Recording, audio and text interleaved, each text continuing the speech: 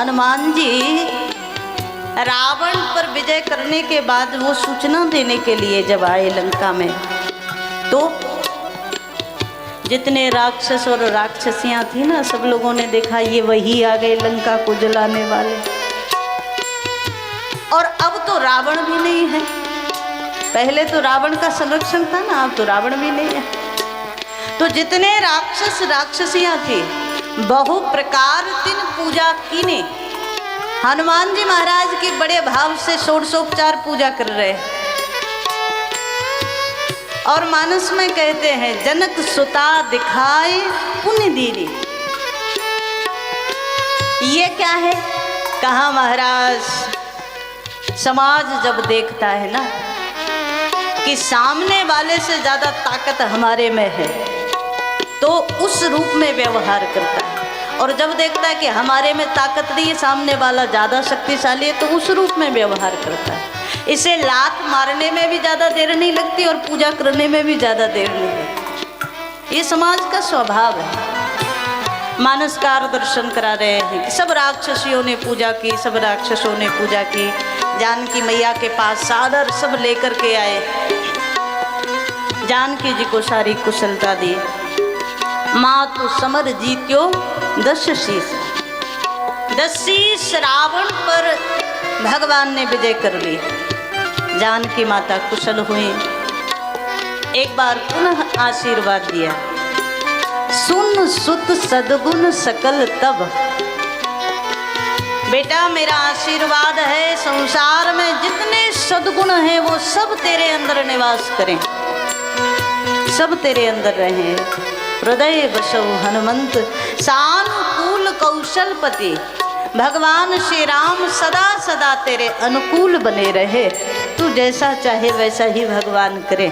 जानकी मैया ने आशीर्वाद दिया। श्री हनुमान जी तो बड़े प्रसन्न हो गए, लेकिन अब जब ये सब हो गया, सूचना भी दे दी, आशीर्वाद भी मिल गया, जानकी मैया भी प्रसन्न हो गई, हनुमान जी भी प्रसन्न हो गए। अब अभी उसी अशोक वाटिका में आए ना जिसमें पहले आए थे। अब थोड़ा सा सबका व्यवहार बदल गया। उस समय ये राक्षसियां श्री जानकी जी को इतना इतना प्रताड़ित करती थी, अनेक अनेक आकार बनाकर, अनेक अनेक रूप बना करके भयंकर आवाजें निकालती, भयंकर प्रकार से प्रताड़ना देती, डराती, धमकाती। अब श्री हनुमान जी ने आज जब रावण पर विजय कर ली, आज उन राक्षसियों की ओर देखा और हनुमान जी को बड़ा क्रोध आया। श्रीमद् वाल्मीकि रामायण में यह प्रसंग बड़ा सुंदर आया। हनुमान जी भयंकर क्रोध में। उस समय तो मेरे भगवान का आदेश नहीं था, इसलिए मैंने इनको छोड़ दिया, लेकिन इन्होंने मेरी माँ को बड़ा प्रताड़ित किया है, बड़ा दुख दिया है, बड़ा कष्ट दिया है, आज नहीं छोड़ने वाला।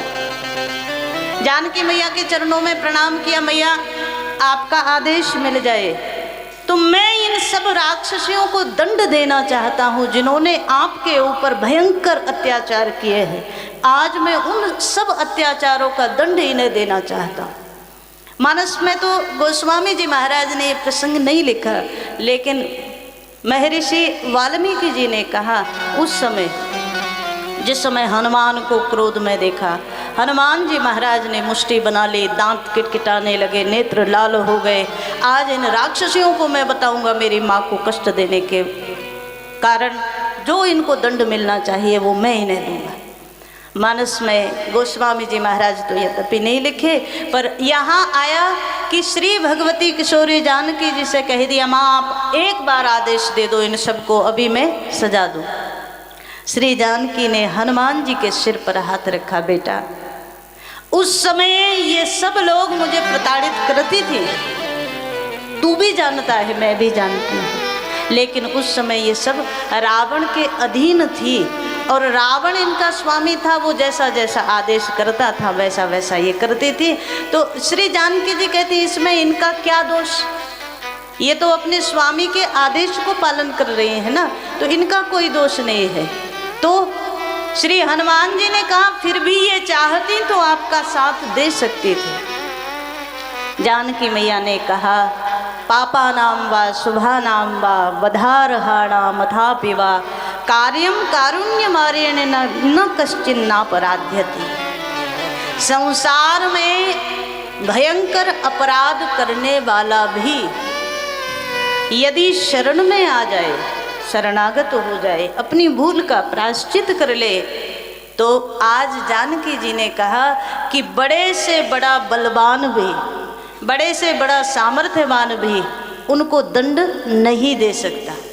और ये जितनी राक्षसियाँ हैं ना, इन सब राक्षसियों ने जब से रावण मरा है तब से ये सब मुझे रोज प्रणाम करती हैं, मेरी सेवा करती हैं, इसलिए मेरा मन इनके प्रति प्रेम से भर रहा है। हनुमान, मैं तुम्हें आदेश देती हूँ, किसी भी राक्षसी को, किसी भी राक्षस को प्रताड़ित मत कर देना, इन सबको क्षमा कर दो।